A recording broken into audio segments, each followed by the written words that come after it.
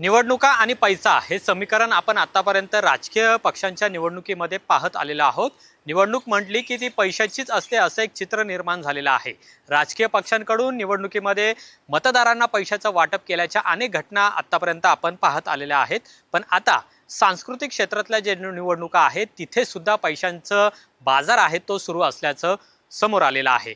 आपण चर्चा करतो आहोत ती म्हणजे अखिल भारतीय चित्रपट महामंडळाची जी निवडणूक आहे त्या निवडणुकीविषयी। सध्या या निवडणुकीची बरीच चर्चा राज्यभरामध्ये आहे, कारण सुरुवातीला उमेदवारी मिळून म्हणजे नीलम शिर्के ज्या उदय सामंत यांच्या पत्नी आहेत त्यांना उमेदवारी दिल्यानंतर ज्या पद्धतीने राजकीय हस्तक्षेप झाल्याचा आरोप झाला आणि त्यामुळे ही निवडणूक बरेच चर्चेमध्ये राहिली, वादामध्ये सुद्धा राहिली। त्यानंतर नीलम शिर्के यांनी त्यांचा उमेदवारी अर्ज मागे सुद्धा घेतला। पण आता निवडणुका झालेल्या आहेत, निवडणुकीची रणनीती सुरू झालेली आहे। अशामध्ये जे या महामंडळाच्या सदस्य आहेत ज्यांना मतदान करायचं आहे त्या मतदारांना आता आमिष दाखवल्याचा प्रकार आहे तो समोर येताना पाहायला मिळते। सध्या ही चित्रपट महामंडळाची निवडणूक आहे ती 3 विभागांमध्ये होताना पाहायला मिळते, म्हणजे 3 प्रमुख गट आहेत त्याच्यामध्ये ही निवडणूक होतीये। सुरुवातीला समर्थ पॅनल जे मेघराज भोसले यांचा आहे, दुसरं चित्रकर्मी पॅनल आहे आणि तिसरी आघाडी जी महामंडळ बचाव समिती आहे त्यांचं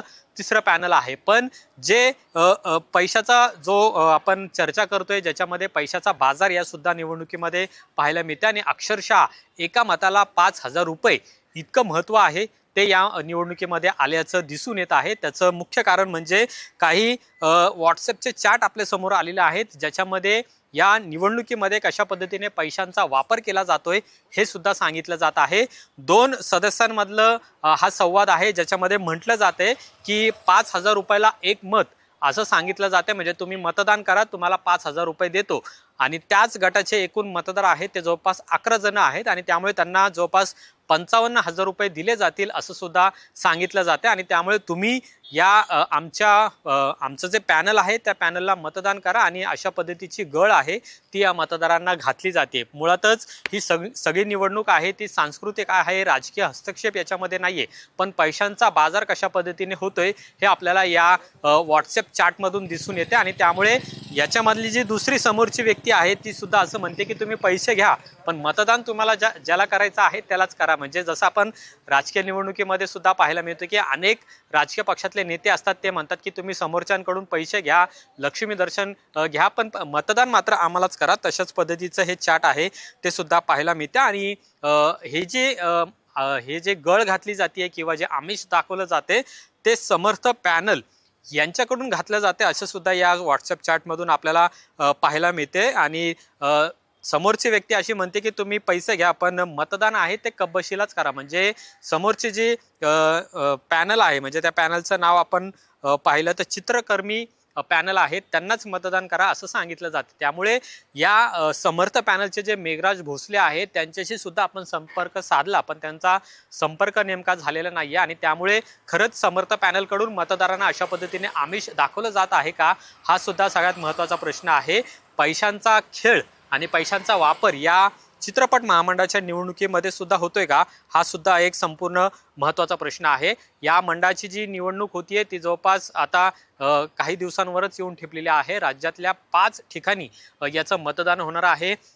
पुणे आहे, सोलापूर आहे, नाशिक, नागपूर, कोल्हापूर अशा ठिकाणी हे मतदान होणार आहे। आणि संपूर्ण महाराष्ट्रामध्ये जवळपास 3,400 मतदार आहेत ज्यांना या निवडणुकीमध्ये मतदान करायचं आहे। प्रामुख्याने आपण पाहिलं की आता अध्यक्षपदासाठी वर्षा उसगावकर आहेत यांची बिनविरोधपणे तिथं निवड झालेली आहे, कारण सुरुवातीला नीलम शिर्के यांनी हा अर्ज मागे घेतलेला होता आणि त्यामुळे वर्षा उसगावकर या आता या संपूर्ण अखिल भारतीय चित्रपट महामंडळाच्या अध्यक्षा होतीलच। पण इतर जे पॅनल आहेत किंवा इतर ज्या जागी मतदान होणार आहे तिथं मात्र पैशांचा वापर मतदारांसाठी केला जातोय अशा पद्धतीचं चित्र हे सुद्धा निर्माण झालेलं आहे। एका मताला 5,000 रुपये असं सुद्धा सांगितलं जाते आणि जसजशी निवडणूक जवळ येईल म्हणजे मतदानाची वेळ जवळ येईल त्यानंतर हा भाव आहे तो अधिक वाढला जाईल असं सुद्धा काही मतदारांचं म्हणणं आहे। आणि त्यामुळे याच्यामध्ये सुद्धा जर अशा पद्धतीने पैशांचा वापर करून मतदान करून घेतलं जात असेल तर ते खरंच लोकशाहीला घातक आहे। जसं राजकीय पक्ष त्यांच्या निवडणुकीमध्ये पैशांचा वापर करून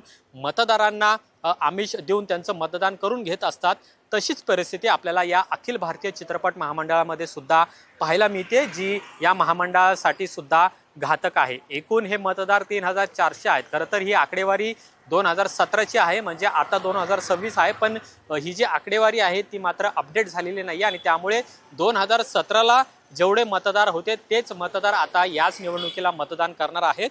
पण कशा पद्धतीने मतदारांना आमिष दाखवून पैशांचा वापर केला जातोय हे सुद्धा यामधून दिसून येत आहे आणि त्यामुळे आता ज्यांच्यावर आरोप झालेला आहे, ज्यांनी पैसे देऊ केलेले आहेत, त्यांची नेमकी भूमिका काय असणार आहे आणि याच्यामध्ये काय कारवाई केली जाते का हे सुद्धा पाहणं महत्त्वाचं असेल। निवडणूक जे अधिकारी असतील या संपूर्ण प्रक्रियेतले त्यांच्यापर्यंत ही बाब गेल्यावर ते काय कारवाई करतील का हे सुद्धा पाहणं महत्त्वाचं असेल। पण 5,000 रुपयाला एक मत अशा पद्धतीचा आरोप आणि अशा पद्धतीची चर्चा आहे ती सुद्धा सध्या सोशल मीडियामध्ये सुरू झालेली आहे।